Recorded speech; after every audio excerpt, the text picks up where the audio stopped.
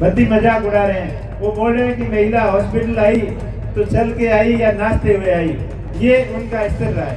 चुनाव के दबाव में पेट्रोल डीजल के भाव बढ़ाए नहीं, जैसे ही चुनाव खत्म हुए तो एकदम से 10-15% पेट्रोल और डीजल के भाव बढ़ा दिए। नीट जैसी परीक्षा जो पूरे देश के अंदर लाखों बच्चों ने एग्जाम दिया और वो पेपर लीक हो गया। पेपर लीक की घटना, नीट की लीक की घटना 2018 के बाद में लगातार शिकायतें आ रही थी। महंगाई जिस कदर बढ़ रही है, बेरोजगारी बढ़ रही है, सरकार ने वादा किया था करोड़ों नौकरी, 2 करोड़ नौकरी हर साल देने का, लेकिन नौकरी का कोई अता पता नहीं। अब डबल इंजन वाली सरकार वादे जो किए थे और आए दिन अपने सरकार के गुणगान करने में ही व्यस्त रहती है। जब 2014 के अंदर केंद्र के अंदर बीजेपी सरकार आई थी तो मुख्य मुद्दा था महंगाई का। गैस सिलेंडर, पेट्रोल डीजल के दाम, गिरता हुआ रुपया, देश की अर्थव्यवस्था, इन सभी मुद्दों को एक मुद्दा बनाकर सरकार आई थी। जो काला धन वापस लाने का वादा किया था, स्विस बैंकों के अंदर जो भारत के व्यापारियों का पैसा है, ब्लैक मनी, उनको लाने का वादा करके हर एक नागरिक को 15-15 लाख रुपए का जो सपना दिखाया था। लेकिन मैं आप सभी को ये कहना चाहूँगा, वैसे आप सभी को पता ही है कि सत्ता के अंदर आने के बाद में बीजेपी ने खाली धर्म और संप्रदाय की राजनीति की, उसके अलावा कुछ नहीं किया। हमेशा एक ही जोड़ तोड़ के अंदर लगी रहती है कि किस प्रकार आपस में लड़ाकर सत्ता के अंदर काबिज हुआ जाए, इसके अलावा कोई काम नहीं किया।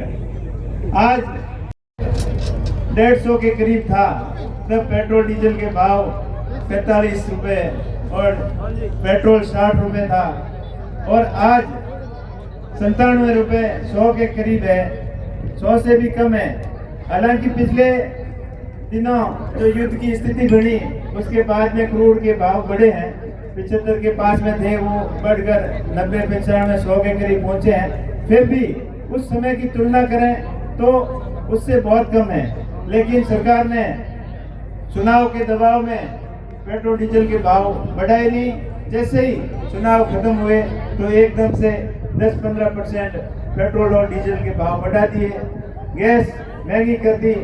आज जो उजाला योजना के तहत माताओं बहनों को गैस के माध्यम से रसोई पकाने का जो सपना दिखाया, आज स्थिति ऐसी बन रही है कि गैस के दाम और अधिक बढ़ गए हैं, और दूसरी बात गैस समय पर मिलती नहीं है। तो ये सारी सिचुएशन जो बीजेपी की सरकार की विदेश नीति हो चाहे उसकी फेल्योरिटी है, और वो हमेशा आपको गुमराह करने का काम करती है। ये डबल इंजन वाली सरकार जो पहले विपक्ष में थी बीजेपी, तब ये हमेशा कांग्रेस को कोसती थी कि हमारी सरकार आएगी तब सभी पेपर माफियाओं को अंदर कर देंगे, हम ऐसे बड़े बड़े मगरमच्छों को पकड़ के अंदर डाल देंगे। लेकिन वो खाली बातें, हवा हवाई थी।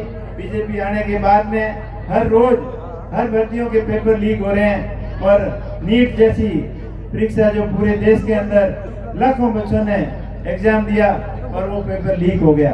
पेपर लीक की घटना, नीट की लीक की घटना 2018 के बाद में लगातार शिकायतें आ रही थी, लेकिन इस बार ये खुलासा हुआ और इसमें लाखों बच्चों का भविष्य बर्बाद हुआ, और बच्चों को, कई बच्चों ने इस तकलीफ के अंदर आकर सुसाइड कर लिया।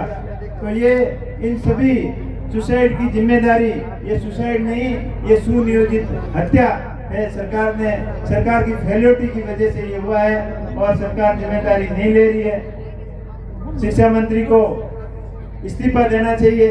इस पूरे देश के अंदर मांग हो रही है कि धर्मेंद्र प्रधान इस्तीफा दे, लेकिन बीजेपी सरकार के अंदर बैठे लोग ये कह रहे हैं कि इस्तीफा तो हमारे खाते में भी नहीं है, हमारे सिलेबस में भी नहीं है। तो ये उनकी निरंकुशता का परिणाम है और पूरे देश के अंदर सरकार के खिलाफ आंदोलन हो रहे हैं और एक दिन सरकार को झुकना ही होगा और तमाम युवा साथी सब मिलकर इस सरकार के खिलाफ संघर्ष करेंगे, तभी अपने हक और अपने हक को ले सकेंगे।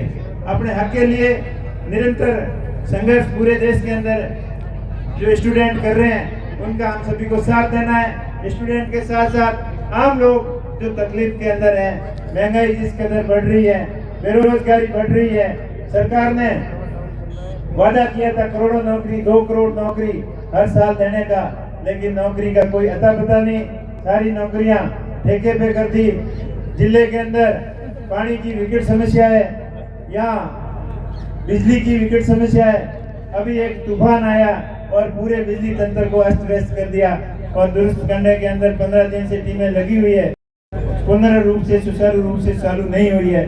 और पानी की जगह जगह समस्या है, गांव के अंदर पानी पीने को नहीं मिल रहा है, मवेशियां पानी की वजह से मर रही है। आपने वीडियो देखा होगा पिछले दिनों एक जैसलमेर जिले का था, पर वैसा ही हाल बड़े बड़े गांव और कस्बों का है। वहाँ पानी नहीं होने की वजह से गौ माताएं, गायें मर रही है और सभी लोगों का बेहाल हो रखा है। लोगों को पानी पीने के लिए 2-2 हजार रुपए, 3-3 हजार रुपए टैंकर के दे के पानी डलवाना पड़ रहा है। तो ये सारी अव्यवस्थाएं सरकार की फेलियोरिटी है। सरकार के अंदर खाली बयानबाजी के अलावा कुछ नहीं हो रहा है। पिछले दिनों आपने देखा होगा शिक्षा मंत्री जी एक मीटिंग ले रहे हैं और उसमें अधिकारियों से पूछ रहे हैं कि पीड़िताएं कैसे आई। जो बीकानेर के अंदर जो महिला हॉस्पिटल के अंदर जो मौत हुई थी उसके बारे में उनकी वो कितनी भद्दी मजाक उड़ा रहे हैं। वो बोल रहे हैं कि महिला हॉस्पिटल आई तो चल के आई या नाचते हुए आई। ये उनका स्तर रहा है। कितनी शर्मनाक बात उन्होंने की जिम्मेदारी लेने के बजाय। ऐसे ही शिक्षा मंत्री के हाल हैं, हर डिपार्टमेंट के ऐसे ही हाल हो रखे हैं। कोई काम का अता पता नहीं है, जनता त्रस्त है, फिर भी सरकार डबल इंजन के गुणगान के अंदर व्यस्त है, मस्त है और हमेशा हिंदुत्व को खतरा बताकर अपने आप को मजबूत करने के जो आपको झांसे दे रही है, इससे आपको जागरूक होने की जरूरत है। अब समय आ गया है, अब सबको संगठित होकर इस जन विरोधी सरकार के खिलाफ मजबूती से आवाज उठानी होगी और हमें एक संगठित होकर अपने हक और अधिकारों के लिए लड़ना होगा। उसी कड़ी के अंदर ये जगह जगह प्रदर्शन किए जा रहे हैं। 17 तारीख को राहुल गांधी जी भी कोटा के अंदर आ रहे हैं छात्रों से बात करने के लिए कि आप कितनी तकलीफ में हैं और हम आपकी तकलीफ के अंदर हम आपके साथ में हैं।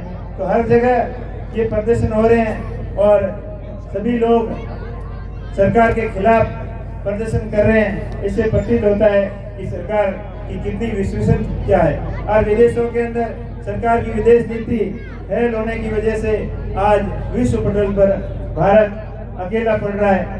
ये सरकार की कूटनीति और विदेश नीति की फेलियोरिटी है। इन सभी समस्याओं को लेकर सरकार का घेराव जगह जगह हो रहा है और आप सभी से मैं विनती कर रहा हूँ कि सभी यहाँ से पैदल जिला कलेक्टर ऑफिस चलेंगे और वहाँ पर ज्ञापन देंगे।